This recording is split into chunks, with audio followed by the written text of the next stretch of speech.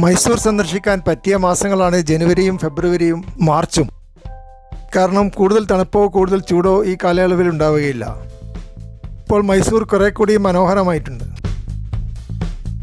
ചാമുണ്ഡി കുന്നുകളിലേക്കുള്ള റോഡിൽ police training കോളേജിന് മുമ്പിൽ ഇറങ്ങുകയാണെങ്കിൽ ഹണിമൂൺ പാർക്ക് കാണുവാൻ പറ്റും. കൂടുതൽ ആൾത്തിരക്കില്ലാത്തതും എന്നാൽ അതിമനോഹരവുമായ ഒരു VIP പാർക്കാണ് കറഞ്ചി ലേക്ക് എന്ന പേരിൽ അറിയപ്പെടുന്ന ഹണിമൂൺ പാർക്ക്. 50 രൂപയാണ് പ്രവേശന നിരക്ക്. കൂടുതലും ഹണിമൂൺ കപ്പിൾസാണ് ഇവിടെ എത്തിച്ചേരുന്നത്. പക്ഷി വളർത്തൽ കേന്ദ്രവും ബട്ടർഫ്ലൈ ഐലൻഡും ഓർക്കിഡ് ഗാർഡനും ബാംബു പാച്ചും പാം ഫുട്പാത്തും ഇവിടെയുണ്ട്.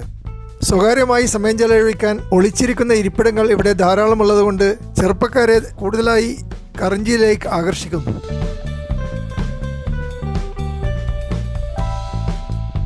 ഇവിടെ നിന്ന് മൃഗശാലയിലേക്ക് ഒരു രഹസ്യ വഴി ഉണ്ടാക്കിയിട്ടുണ്ട്. എങ്കിലും ഈ വഴി പോകുമ്പോൾ പകുതിക്ക് വെച്ച് സെക്യൂരിറ്റിക്കാർ തടഞ്ഞു നിർത്തുന്നു. കാരണം മുൻകൂട്ടി ടിക്കറ്റ് എടുത്താൽ മാത്രമേ ഈ വഴിയുടെ അങ്ങേയറ്റം വരെ നടക്കുകയും മൃഗശാലയിൽ പ്രവേശിക്കുകയും ചെയ്യാൻ പറ്റുകയുള്ളൂ. അതുപോലെ മൃഗശാലയിൽ നിന്ന് ഇങ്ങോട്ട് വരുമ്പോഴും കറഞ്ചി ലേക്കിൻ്റെ ടിക്കറ്റ് മുൻകൂട്ടി എടുക്കേണ്ടി വരും. ഇപ്പോൾ കൂടുതലായും ഈ വഴി ഉപയോഗിക്കുന്നത് ഇവിടുത്തെ ജീവനക്കാർ മാത്രമാണ്.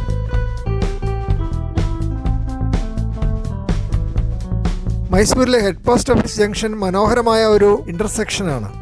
സ്റ്റേറ്റ് ബാങ്കിൻ്റെ ഹെഡ്ക്വാർട്ടേഴ്സും സ്ത്രീകളുടെ പോലീസ് സ്റ്റേഷനും കോപ്പറേറ്റീവ് ബാങ്കും ഇവിടെ സ്ഥാപിച്ചിരിക്കുന്നു. സന്തോഷ് ഡോർമെട്രി പോലെ ചെലവ് ചുരുങ്ങിയ ലോഡ്ജുകളും ഇവിടെ ലഭ്യമാണ്.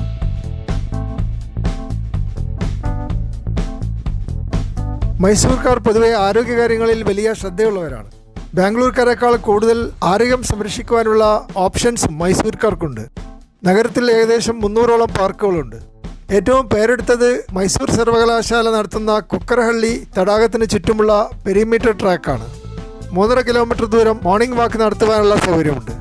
Bird watching ഫെസിലിറ്റിയുമുണ്ട്. എക്സർസൈസ് ചെയ്യാൻ പറ്റിയ ഗാർഡൻസ് ഇവിടെ ധാരാളമായി കാണപ്പെടുന്നു. മൈസൂരിലെ വിദ്യാസമ്പന്നരായ ജനങ്ങൾ രാവിലെ 5 മണിക്ക് എഴുന്നേൽക്കുകയും കാറെടുത്ത് കുക്കരഹള്ളി ലേക്കിൽ എത്തിച്ചേരുകയും ചെയ്യുന്നു. ധാരാളം പാർക്കിംഗ് സ്പേസും ഇവിടെ പ്രൊവൈഡ് ചെയ്തിട്ടുണ്ട്.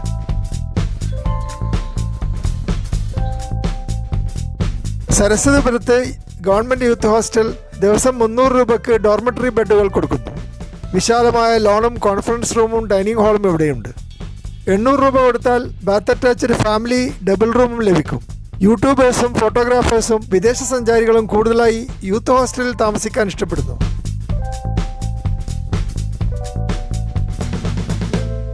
ദക്ഷിണേന്ത്യയിലെ അറിയപ്പെടുന്ന ഒരു ഷോപ്പിംഗ് കേന്ദ്രമായി മൈസൂർ അറിയപ്പെടുന്നു.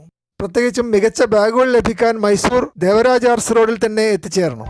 നിങ്ങൾ മനസ്സിൽ കാണുന്ന ബാഗ് ഇവിടെ നേരിട്ട് കാണുവാൻ സാധിക്കും.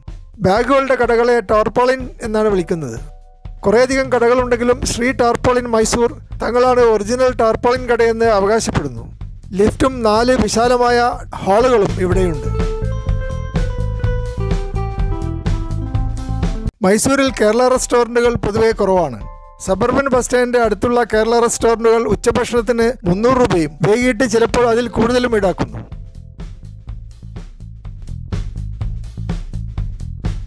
എന്നാൽ സരസ്വതിപുരത്തുള്ള കേരള മെസ് കുറെ കൂടി മിതമായ ചാർജാണ് ഈടാക്കുന്നത്. 6ാമത്തെ മെയിനിൽ 5ാമത്തെ ക്രോസിലാണ് കേരള മെസ് സ്ഥാപിച്ചിട്ടുള്ളത്. ഉച്ചയൂണിന് 60 രൂപയാണ് ചാർജ്. പെപ്പർ ചിക്കൻ ബിരിയാണിയും ഫിഷ് ഫ്രൈയും ഇവിടെ ലഭിക്കും. കടൽ മത്സ്യങ്ങൾ കേരളത്തിൽ നിന്നാണ് കൊണ്ടുവരുന്നത്. മത്തിയും അയലയും ഐക്കൂറയും ലഭിക്കും. നിലമ്പൂർ എടക്കര സ്വദേശി കൊച്ചുമോനാണ് ഈ റെസ്റ്റോറൻറ്റിൻ്റെ ഉടമസ്ഥൻ.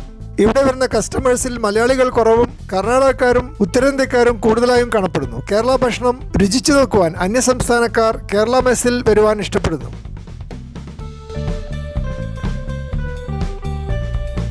മൈസൂർ വരുന്ന സന്ദർശകർ കൂടുതലായി ഇരിക്കുവാനും ട്രാഫിക് വീക്ഷിക്കുവാനും ഇഷ്ടപ്പെടുന്ന ഒരു സ്ഥലമാണ് 6 ഗേറ്റ് അഥവാ ഹാർഡിംഗ് സർക്കിൾ.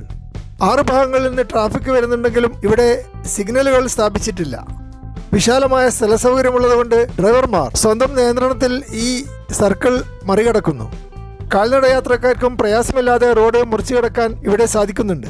ടൂറിസ്റ്റുകൾ കൂടുതലായി വരുന്നതുകൊണ്ട് ഇവിടെ ഗവൺമെൻറ് ഒരു സെൽഫി പോയിന്റ് ഉണ്ടാക്കിയിട്ടുണ്ട്. ക്യാമറയിൽ പെട്ടെന്ന് കൊള്ളാൻ വേണ്ടി ചെറിയ വലിപ്പത്തിലുള്ള പ്രതിമകളാണ് ഇവിടെ ഉണ്ടാക്കിയിട്ടുള്ളത്.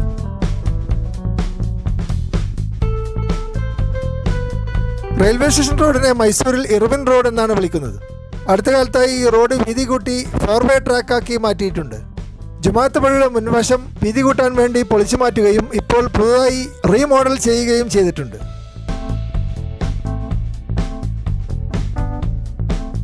മൈസൂരിലെ സിറ്റി ബസ് സ്റ്റാൻഡ് അറിയപ്പെടുന്ന ഒരു ഷോപ്പിംഗ് കേന്ദ്രമാണ്. മൈസൂരിൽ സ്ഥിരമായി താമസിക്കുന്നവർക്കാണ് സിറ്റി ബസ് സ്റ്റാൻഡ് പരിസരം കൂടുതൽ പരിചയമായിട്ടുള്ളത്. KR സർക്കിൾ എന്നാണ് ഈ ജംഗ്ഷൻ അറിയപ്പെടുന്നത്.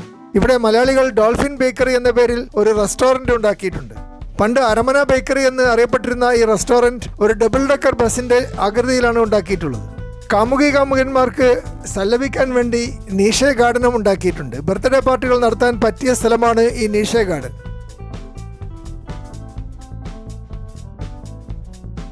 KR സർക്കിളിന് തൊട്ടടുത്ത് ചരിത്രപ്രധാനമായ ദേവരാജ് മാർക്കറ്റ് സ്ഥിതി ചെയ്യുന്നു.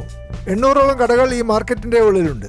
മാർക്കറ്റിന്റെ മുമ്പിലുള്ള കോട്ടയാട് അടുത്ത കാലത്തായി പരിഷ്കരിക്കുകയും മനോഹരമായ ഇരിപ്പിടങ്ങൾ ഒരുക്കുകയും ചെയ്തിട്ടുണ്ട്. അതുകൊണ്ട് വൈകുന്നേരം മൈസൂരിലുള്ള എഴുത്തുകാരും ചിന്തകരും സാമൂഹ്യ പ്രവർത്തകരും ബുദ്ധിജീവികളും താടിക്കാരും ഇവിടെ വന്നിരുന്ന് സൗഹാർദ്ദം സ്ഥാപിക്കുന്നു.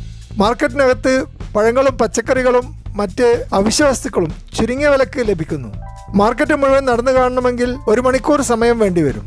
പൂർണ്ണമായും എൻക്ലോസ്ഡായ ഈ മാർക്കറ്റിൽ ഇലക്ട്രിക് വിളക്കുകൾ ഉപയോഗിച്ചാണ് പ്രകാശം നൽകുന്നത്. യൂറോപ്യൻ ടൂറിസ്റ്റുകൾ ഫോട്ടോ എടുക്കാൻ വേണ്ടി മാത്രം ഇവിടെ എത്തിച്ചേരുന്നു.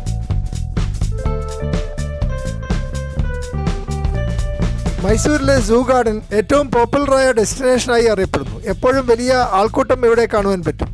നല്ല പാർക്കിംഗ് സൗകര്യവും ഇവിടെ ഏർപ്പാടാക്കിയിട്ടുണ്ട്. പാർക്കിംഗ് ലോട്ടിൽ നിന്ന് നേരിട്ട് ടിക്കറ്റ് കൗണ്ടറിലേക്ക് അണ്ടർഗ്രൗണ്ട് ടണൽ ഇപ്പോൾ ഉണ്ടാക്കിയിട്ടുണ്ട്. അതുകൊണ്ട് റോഡ് മുറിച്ചു കിടക്കേണ്ട ആവശ്യമില്ല. 3 മണിക്കൂർ കൊണ്ട് പാർക്ക് മുഴുവൻ കണ്ടു തീർക്കുവാൻ സാധിക്കും. എങ്കിലും നടക്കാൻ മടിയുള്ളവർക്ക് വേണ്ടി ബഗ്ഗി സർവീസ് ഏർപ്പാടാക്കിയിട്ടുണ്ട്. ഒരാൾക്ക് 200 രൂപയാണ് ചാർജ്. ബഗ്ഗികളുടെ എണ്ണം കുറവായതുകൊണ്ട് കുറേ സമയം കാത്തിരിക്കേണ്ടി വരും. എന്ന് മാത്രമല്ല, നടന്നു കാണുന്ന അത്ര ആസ്വദിക്കുവാൻ ബഗ്ഗികളിൽ പോകുമ്പോൾ സാധിക്കുകയുമില്ല. 10 അംഗങ്ങളുള്ള ഒരു കുടുംബത്തിന് 2000 രൂപ ഇവിടെ ചാർജ് ചെയ്യുന്നു.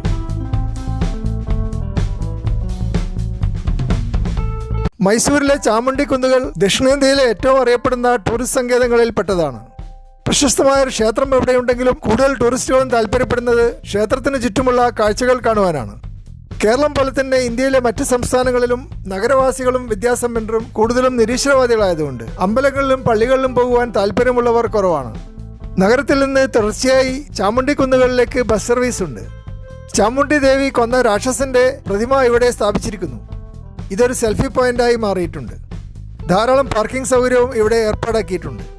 ഇവിടെ നിന്ന് മൈസൂർ നഗരത്തിൻ്റെ നല്ല വ്യൂസ് ലഭിക്കും. ധാരാളം മാർക്കറ്റ് സ്റ്റാളുകളും ഇവിടെ ഉണ്ടാക്കിയിട്ടുണ്ട്. മൈസൂരിലെ ഏറ്റവും വലിയ shopping മാളാണ് mall of Mysore.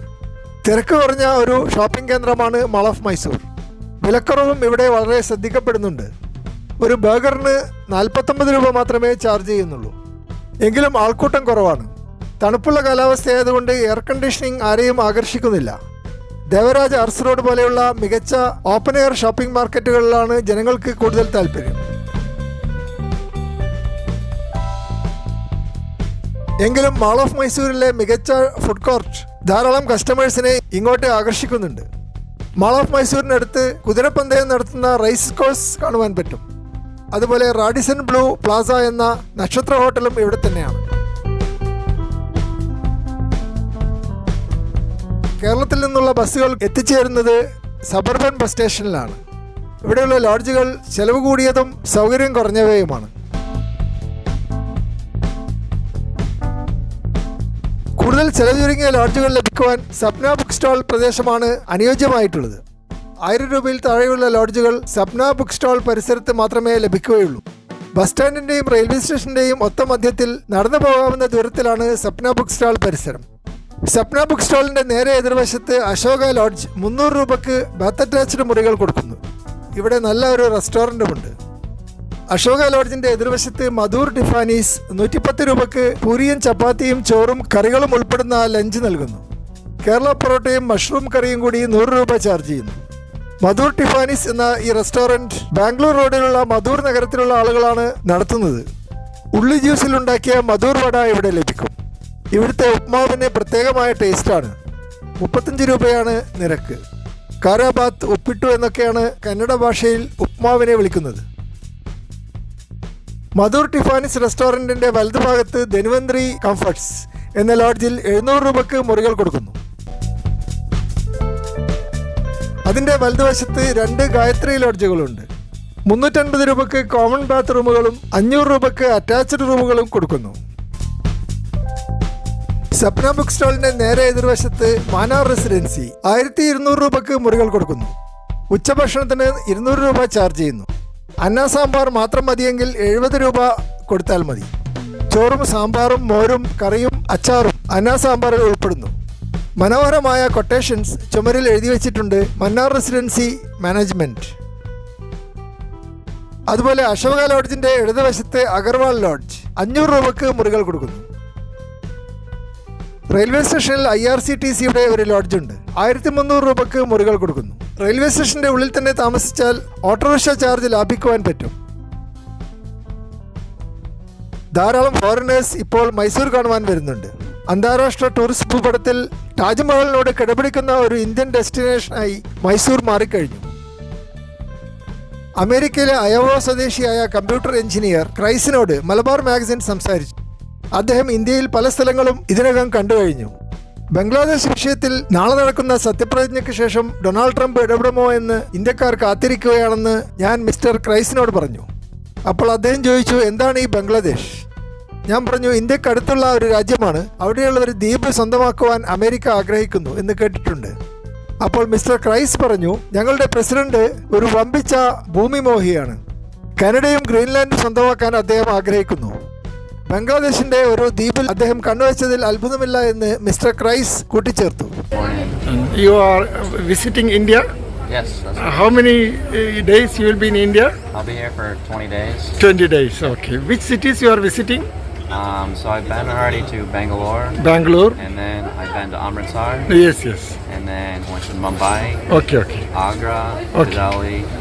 Agra, New Delhi? Saw Taj Mahal there. Taj Mahal, okay. And then from there I went to Kerala. Okay, Kerala. How is Kerala? It was good, tropical, very warm. Tropical, yes. Yes. What about the greenery? The greenery was very bright and luscious. What about the people? Do they speak English? Mostly, yeah. Okay, okay. Some of them. Some yes, of yes. them, yeah. Okay, okay.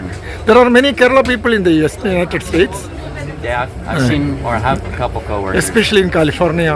in California. Okay, Yeah. okay. Especially in the IT field, your field. Yeah, there's a lot. I Yes. have a lot of coworkers from Bangalore, Pune. So, did you like India? Yeah, it was a fun time, good experience. What about the accommodation? Combinations are good. Some areas didn't have like hot water, so Oh, yes. that was a different change of Yes, yes. lifestyle, I guess. What about Indian food? Good, very spicy. Can you manage? Yeah, I did good. Eating with hands was a little bit different. Okay, okay, okay, okay. Thank you, Mr. Christ. Yeah.